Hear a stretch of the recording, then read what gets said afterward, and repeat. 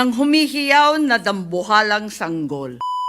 Sa hinabahaba kong pagsisilbi sa Kongreso, ang trabaho ng kongrestista ay maging kinatawan ng kanilang distrito o kanilang sektor. Bakit naman ay naging tagabantay na lamang sila ng humihiyaw na dambuhalang sanggol? Ginawa ng bonjing na armas ang impeachment.